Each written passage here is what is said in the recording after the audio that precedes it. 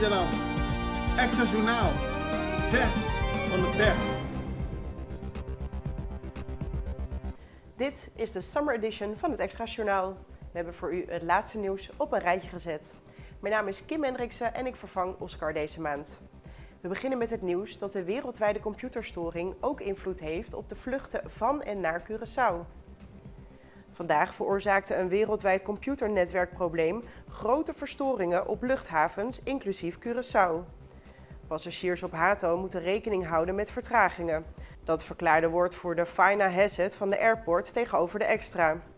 Op Schiphol leidde de storing tot chaos en lange rijen. Amerikaanse luchtvaartmaatschappijen, zoals America Airlines, hebben hun vluchten inmiddels hersteld. KLM waarschuwt reizigers voor mogelijke vertragingen en annuleringen. Dus vlieg je vandaag of moet je iemand ophalen van de airport? Check voor de zekerheid de aankomst- en vertrektijden via de website van CuraçaoAirport.com. De zaak van Nuto Wawu wordt op 31 juli pro forma behandeld. Irvin Nuto Wawu verschijnt volgende week woensdag op 31 juli voor het eerst voor de rechter in een regiezitting. Hij wordt bijgestaan door advocaat Alicia Blonk. Wawu, gezien als een van de leiders van de criminele bende No Limit Soldiers, wordt verdacht van betrokkenheid bij moord, grootschalige drugshandel en witwassen van geld op Curaçao en Sint Maarten. De zaak is onderdeel van het Themis-onderzoek naar criminele organisaties. De inhoudelijke behandeling van de zaak wordt begin 2025 verwacht. Voormalig bankpresident Emslie Tromp gaat in hoger beroep tegen zijn recente veroordeling voor valsheid in geschriften. Hij kreeg hiervoor een voorwaardelijke gevangenisstraf van 6 maanden.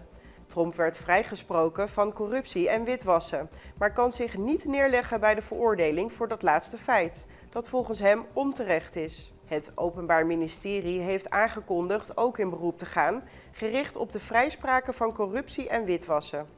Tromp betreurt dit besluit, aangezien hij hoopte dat het zou berusten in de conclusie van het gerecht. De ombudsman op Curaçao ontvangt de meeste klachten over het ministerie van VVRP. In 2023 ontving ombudsman Kersley Consention de meeste klachten over het ministerie van Verkeer, Vervoer en Ruimtelijke Planning, namelijk 65 in totaal.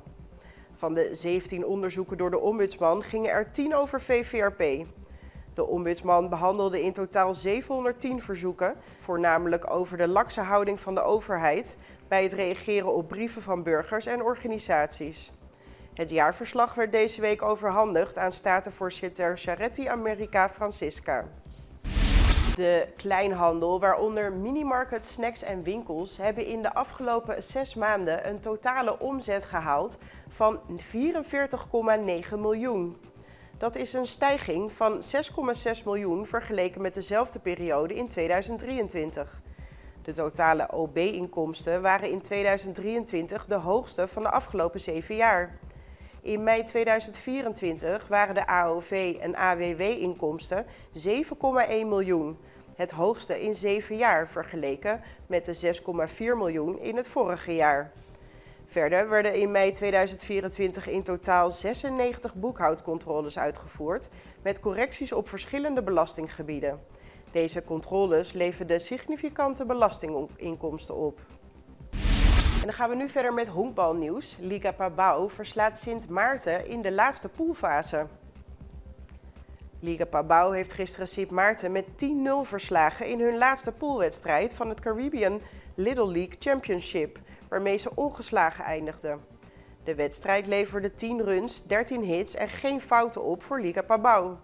Vandaag staan de halve finales op het programma. Liga Pabao speelt om 4 uur tegen de Dominicaanse Republiek en om 7 uur speelt Liga Pariba tegen Aruba. Beide wedstrijden worden weer live uitgezonden door Extra Digitaal. En dan gaan we even verder naar een korte break. Extra in Nederland. Van Amsterdam tot Arnhem, van Groningen tot Maastricht, Extra is erbij. Volg Extra Digitaal en blijf op de hoogte van de belangrijkste ontwikkelingen in Nederland. Extra Digitaal is te zien op verschillende platforms en kanalen zoals WhatsApp, YouTube, Facebook, Instagram en ook TikTok.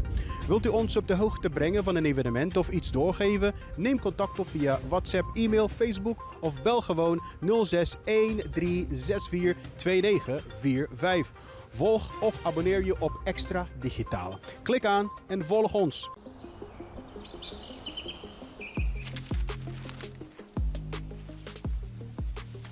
Welkom op Curaçao, een van de mooiste eilanden in de Caribië. Een ware parel. En het is een eiland waar je van heel veel zaken kunt genieten. Van de natuur, van de zee, van het eten, van de mensen en zoveel meer. Curaçao is een eiland waar heel veel gebeurt op het gebied van politiek, cultuur, sport en zoveel meer. En Extra Journaal brengt het belangrijkste nieuws van Curaçao.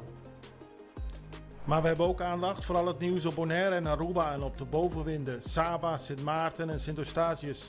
En we belichten al het nieuws van alle kanten. Het nieuws is duidelijk, actueel en vers van de pers. Extra Journaal, elke werkdag op Salto. Op Curaçao zijn we de hele dag bezig met het maken van Extra Journaal. Volg ons op je favoriete Amsterdamse zender. Tauro.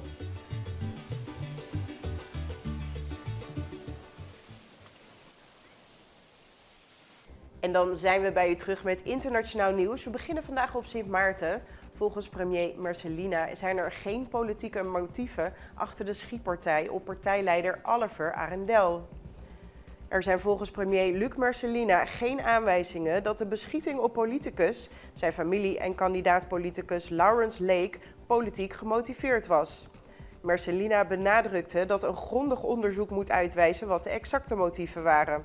Bij het incident kwam zijn vrouw Sabine Arendel om het leven, terwijl Oliver en partijgenoot Lawrence Lake gewond raakten.